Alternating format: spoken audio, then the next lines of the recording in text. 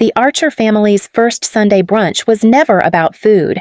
It was a performance, a monthly reminder of who we were supposed to be. As I pulled into the Ridgeview Country Club parking lot, I already knew I did not belong in the version of family they curated here. The entire content of the video is a fictional work created by the writing team of the Revenge Amber channel, intended to reflect common conflicts in families and society, helping viewers recognize their emotions and choose a more positive way of living. I stepped out of my 10-year-old Subaru, smoothing the sleeve of my sweater as if it could protect me. It never had. But this month, I had promised my grandmother Harlow I would come. She had whispered on the phone, her voice thin with age. "Rain, sweetheart, I want the whole family together, just this once." Inside the foyer, I spotted them immediately. Declan lounged back in his chair like he owned the place. Mira posed in the light like an influencer who needed every beam. Ezra scrolled through his phone, ready to record anything humiliating, and at the center, orchestrating it all, sat my mother, Selena. Declan caught sight of me first. "Well, look who decided to show up," he said, loud enough for nearby tables to hear. "Did your fancy tech money finally buy you free time?" Mira ran her eyes down my jeans. "Free time, yes. Fashion sense, still no." I forced a breath. "Good morning." Mother's gaze skimmed across me, cool and sharp. "Rain, dear, you could have dressed like you respect yourself," she said. Then, before I could sit, "And is that still the same Subaru you sold a company for $62 million, yet you insist on arriving like a charity case?" My hands tightened around the back of the empty chair. "I am comfortable with my life. Comfortable being an eyesore," she replied. "Do not drag us down today. Your grandmother wants a dignified brunch." Across the table, Harlow lifted her eyes toward me, a soft apology in them. I tried to smile back, but it felt like something inside me had folded. Selena waved a hand. "Sit at the end, Rain. We already filled the seats near your grandmother." Of course they had. As I slid into the lonely chair, I felt the familiar sensation of disappearing in plain sight. And still, a quiet part of me thought, maybe this time will be different. It was the same part that hoped someone listening right now might feel less alone. If you are here, if you are watching, tell me where you are listening from. Sometimes knowing someone else is out there makes all the difference. I straightened my shoulders. Brunch had barely begun, and already the air felt tight. Something was shifting under the surface, something none of us could ignore much longer. I had barely settled into my chair when my Aunt Joan leaned forward with a polite smile that never reached her eyes. "Rain, dear, we have not seen you in ages. What has kept you so busy?" I opened my mouth, but my mother cut in before a single syllable formed. "She sits in her apartment writing code all day," Selena said. "Nothing anyone here would understand." Declan laughed. "Right. The glamorous life of staring at screens." Ezra lifted his phone slightly, angling it like he expected a performance. Maybe she will say something dramatic. That would get views. I looked toward Harlow. She watched them, her lips pressed together, her expression full of quiet ache. It pushed something sharp into my chest. "I have been developing a new cybersecurity platform for small businesses," I said softly. Mira clicked her tongue. "Cybersecurity. Again, Rain, honestly.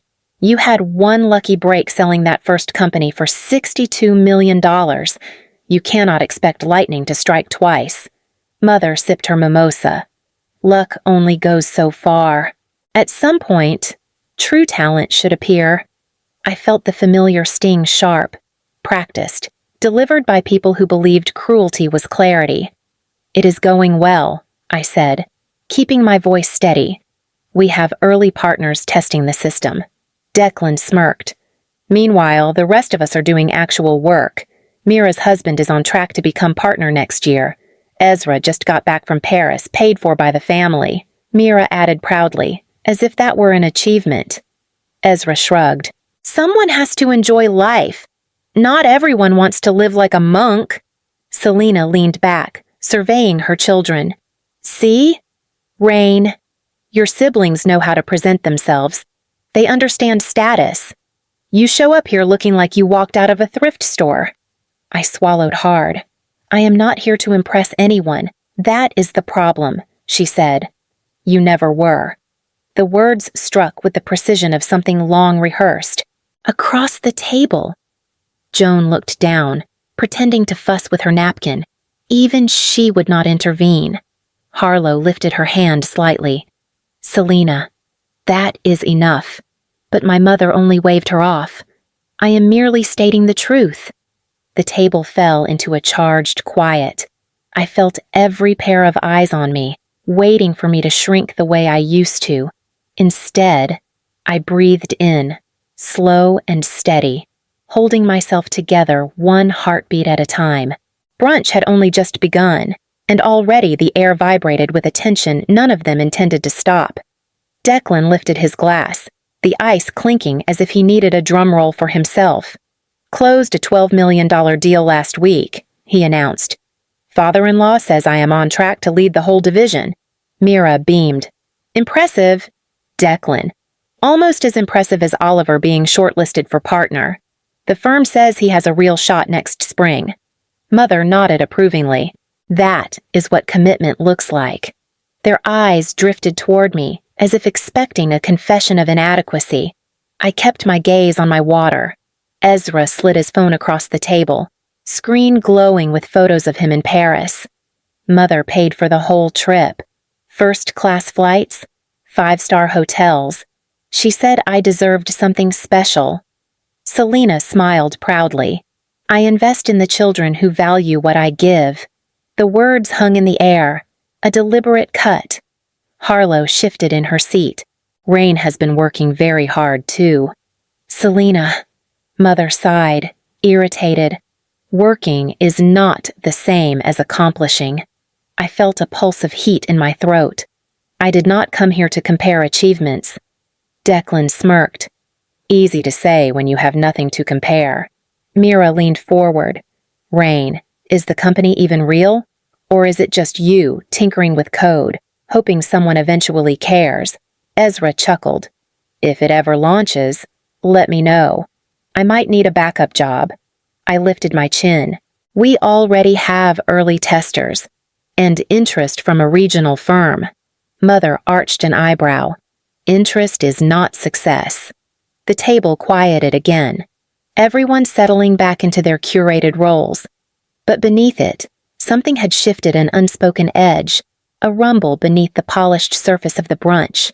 I could feel the storm gathering, even if they pretended the sky was clear. Selena lifted her fourth mimosa, swirling what remained as if it were evidence of my failures. Rain. You sit there acting calm, but you have no idea what it means to represent this family. I pressed my palms together under the table. I am not trying to represent anyone. I am simply here for grandmother. That is the point. She snapped. You never try. Not once in your entire life have you cared about how you make us look. Declan leaned back, amused. She is doing it right now. Mother, jeans at Ridgeview, a 10-year-old Subaru. It is practically performance art. Ezra angled his phone subtly toward me again. Keep going. This is good footage. Mira rested her chin in her hand. Honestly, Rain, you could at least pretend you belong here. You make everything so difficult. Harlow's voice trembled. Selena, please stop. This is supposed to be a family meal. Mother turned sharply toward her. And whose fault is it that it is not Rain ruins every gathering because she refuses to meet even the bare minimum of expectations? My breath caught, but I forced the words out slowly. Your expectations are not mine. Mother laughed, sharp and humorless. Listen to her, as if she is above us. I never said that. No, she said, leaning forward, voice low and cutting. You imply it. Every time you show up in your little clothes, in your little car, pretending it is a choice, pretending humility is admirable instead of proof you do not know how to succeed, Harlow whispered.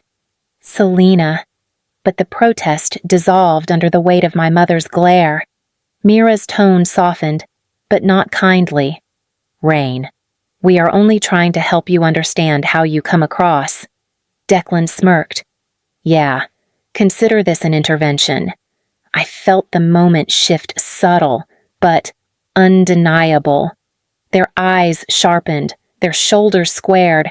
The brunch had ceased being a meal. It had become a stage, and I was the designated spectacle.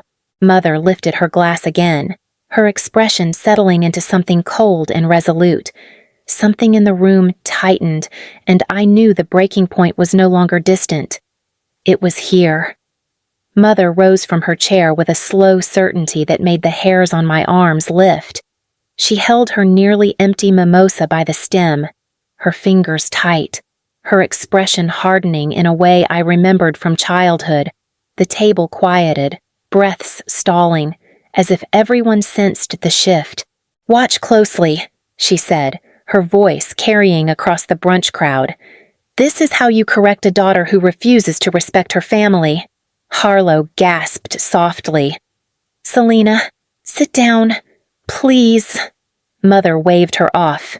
You have coddled her enough. I pushed my chair back an inch. I am not doing this with you. You do not get to choose. Her gaze sharpened. You never have. Declan grinned. Here we go.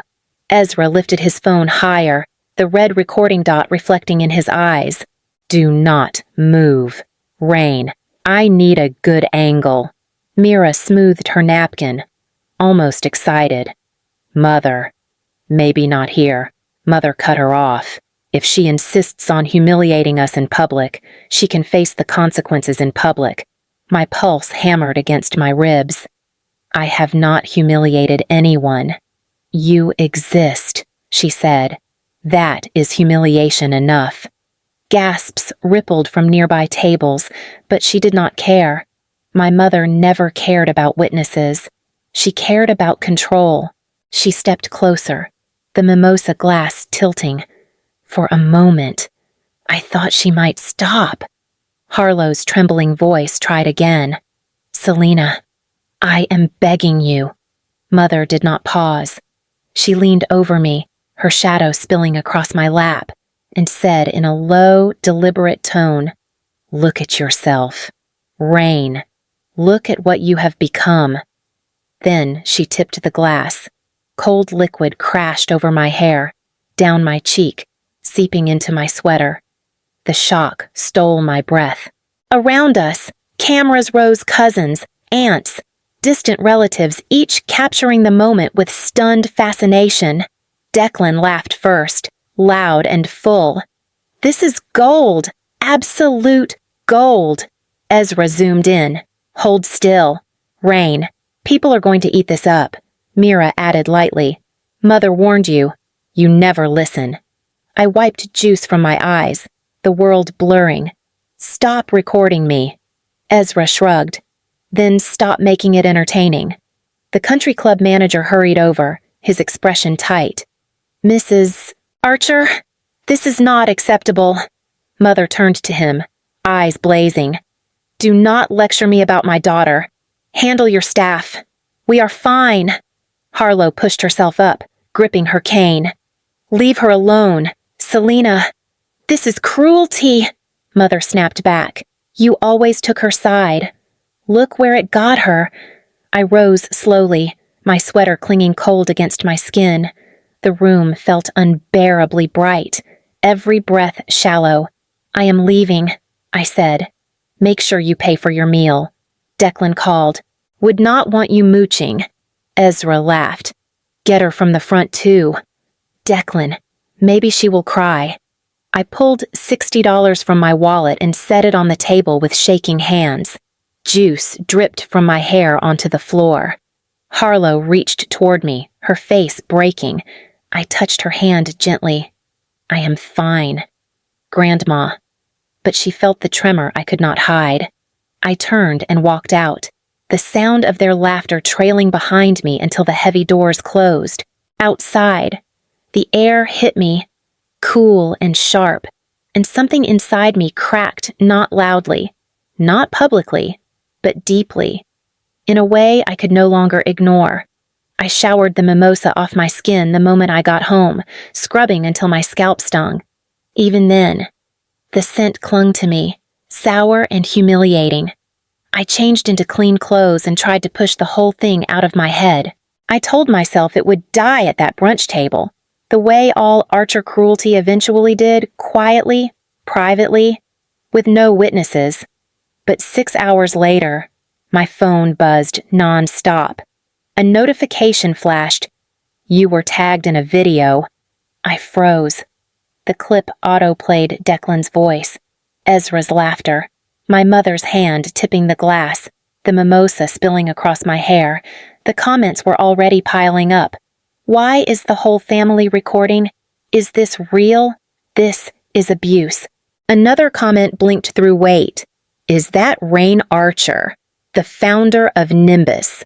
Then she sold her first company for $62 million, and they treat her like this.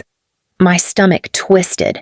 The video had been posted to a local Austin drama page, the kind teenagers used to expose fights in mall parking lots. Somehow, my family had become entertainment. My phone rang. It was a former colleague. Rain, are you okay? The video is everywhere. People on tech forums are furious. I did not post it. I said, I know. Everyone knows. They can see who recorded it. Before I could respond, another call came in from a journalist. Then another from an investor I had spoken with last month. I ignored both. A text from Mira appeared. Take the video down. You are making us look insane. I typed back. I did not post it, but deleted the message before sending it. Then a call from Declan Rain. You need to fix this. My father-in-law saw the video. He wants a meeting. You filmed it, I said quietly. You know how it is, family humor. Right, just tell people you were laughing about it later. I was not laughing. He exhaled sharply. Do not ruin my career over your sensitivity. The line went dead. Moments later, Ezra called, sounding panicked. This got out of control fast. My boss called me in. Just say it was staged. Rain. Say something. You uploaded it in the group chat. I replied. He hesitated. Yeah, but I did not know someone would leak it. Then maybe you should have considered why you were filming at all. Another silence. Then he whispered, Please help me. I let the call ring out. Hours later, a statement from Declan's company appeared online. We are committed to workplace ethics and are reviewing the conduct displayed in the widely circulated video. Mira's husband released a note saying the firm does not condone public humiliation. Ezra texted again. I got suspended. I need you to fix this. I set the phone down. For the first time in my life, their damage was not staying inside the Archer house.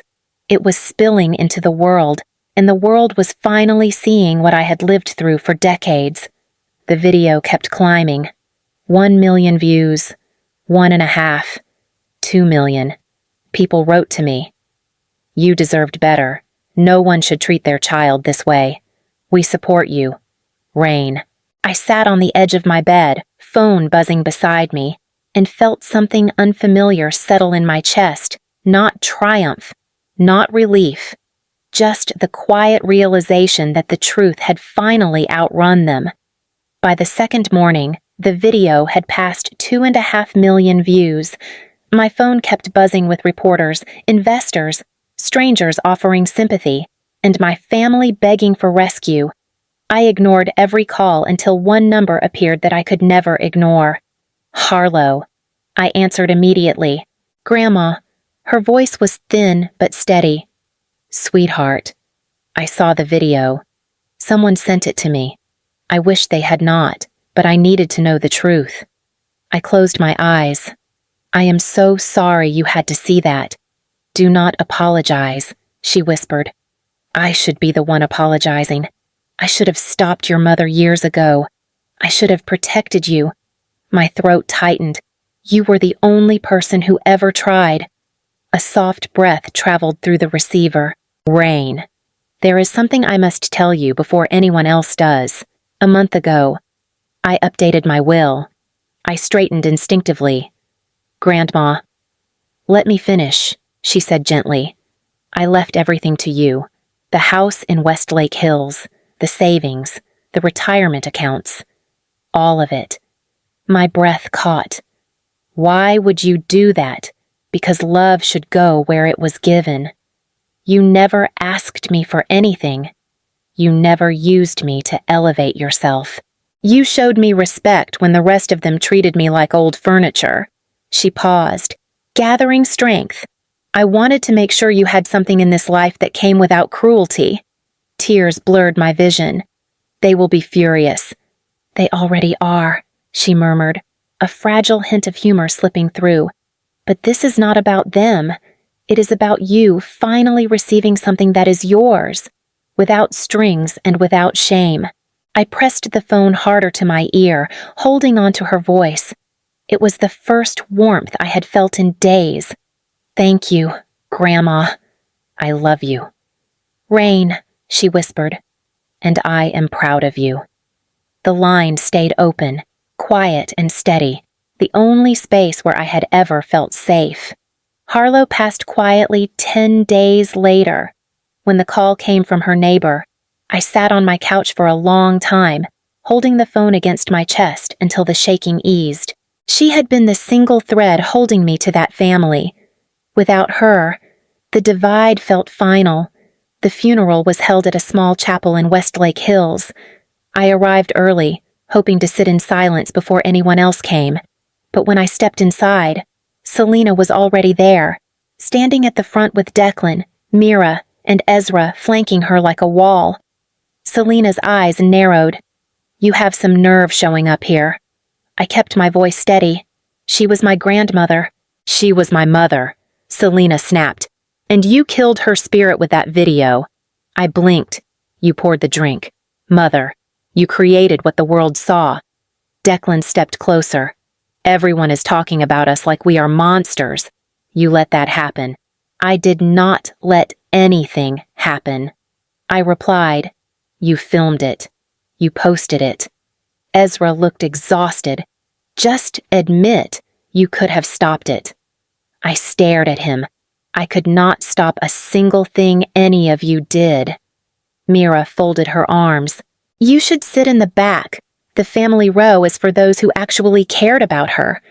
A small sound came from the doorway. Oliver, Mira's husband, cleared his throat. Mira, maybe let her sit. Mira shot him a warning glare, but he backed away, lifting his hands.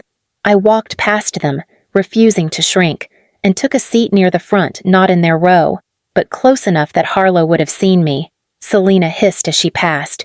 Do not think this changes anything. You will pay for what you have done. Her words landed like cold stones, but I did not move. For the rest of the service, I kept my eyes on Harlow's photograph, holding on to the one truth that nothing in that room could twist. She had loved me, and she had chosen me.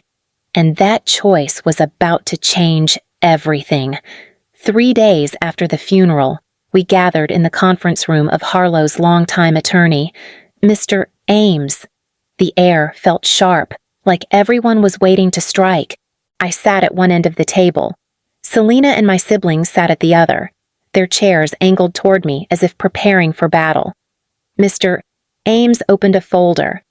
Thank you all for coming. As you know, Harlow West updated her will 1 month before her passing. Today, we will review her final directives. Selena leaned forward. Let us hope she came to her senses. He adjusted his glasses. Mrs. West was fully competent at the time of these revisions. I have documentation confirming that. Mira rolled her eyes. Just read it. Mr. Ames cleared his throat and began. To my daughter, Selena Archer. I leave a selection of personal heirlooms that belonged to my mother. He paused, then continued. These items were distributed to you prior to my passing. Selena blinked. That is all. He did not answer. Simply turned the page. To my grandchildren, Declan, Mira, and Ezra, I leave my love and hopes that you will one day understand the difference between appearance and character. Declan scoffed. This is ridiculous, Mira muttered. She was manipulated. Ezra shook his head. This is not happening. Mr. Ames lifted the next page. And to my granddaughter, Rain Archer. Their heads snapped toward me. I leave my home in Westlake Hills, valued at approximately $1.5 million, as well as all remaining savings, investments, and retirement accounts totaling approximately $1,700,000. The room fell silent.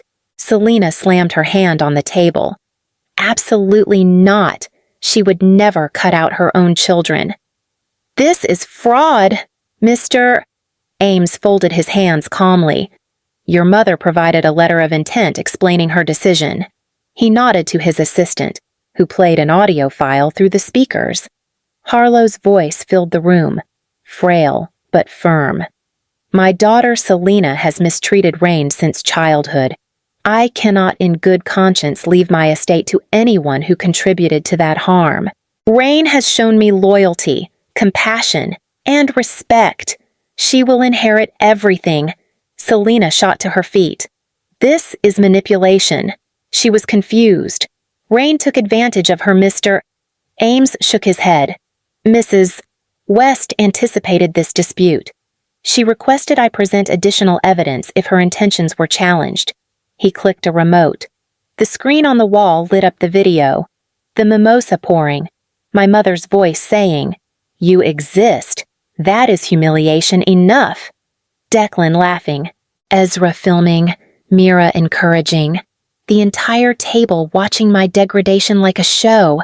No one spoke. When the video ended, Mr. Ames looked at Selena. This establishes a clear pattern of emotional abuse, supporting the validity of her decision. Selena whispered, "Turn it off. Turn it off." Declan's face had drained of color. Mira looked down, blinking quickly. Even Ezra could not meet my eyes. Mr. Ames gathered the papers. Unless there are legal grounds supported by evidence, the court will uphold the will exactly as written. Selena's voice broke. You will regret this. Rain. I held her gaze. I did not choose any of this. She did. Mr. Ames stood. The estate transfer will begin immediately. They rose one by one, stiff and stunned, leaving the room without another word. I remained seated, listening to the fading echo of Harlow's voice in the speakers, the only voice that had ever, truly, been on my side. The estate transfer finished 12 days later. I signed the final document in Mr. Ames's office, my hands steadier than I expected. When he slid the keys to Harlow's house across the table, a quiet weight settled into my palms, heavy, but not frightening. It felt like something earned, something entrusted. Mr. Ames offered a small smile. Your grandmother believed you would know what to do with all this. I hope she is right, I said. When I stepped into Harlow's house that evening, the stillness met me like a familiar hand. The rooms were just as she left them, soft, warm, smelling faintly of lavender. I walked through each space slowly, feeling her presence in every corner, not as a ghost, but as a reminder you were loved here. 2 days later, I invited a few colleagues to the living room to share my plans. Mara, one of my earliest mentors in cybersecurity, looked around with gentle curiosity. Rain, this place is full of history. What are you thinking of doing with it? I took a breath. I want to turn it into a transitional program for women leaving toxic families, a space where they can reset, learn technical skills, and build something of their own. Mara's eyes softened. That sounds like something Harlow would be proud of. It is the only way I know how to honor her, I replied. When the announcement went public, messages poured in: volunteers, donors, women wanting to share their own stories. Nimbus, my new venture, received renewed attention too. Investors reached out again, drawn by the mix of resilience and quiet leadership they claimed they saw in me. 3 months later, Nimbus closed its first major contract with a regional healthcare system, pushing our valuation to $55 million. Declan, Mira, and Ezra did not call. Not after the will reading. Not after the press coverage.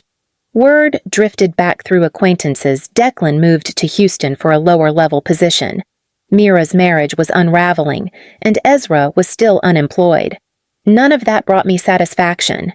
Just a simple fact: consequences travel on their own. One evening, I stood alone on Harlow's old balcony, the city lights rising like distant stars. The air was warm, the sky wide and open. For the first time in years, I felt something like steadiness inside me. I whispered, "You saw me before anyone else did." The wind brushed against my cheek, soft as her hand once was. I thought about everyone listening to this story, people who had written to say they recognized themselves in the girl at that brunch table. Their messages had reached me in ways I did not expect. If you are listening now, tell me where you are listening from. Not for numbers or attention, but so that someone out there knows they are not alone in what they have survived. I stepped back inside, turning off the balcony light. The house felt warm, lived in, ready for its next chapter just like me.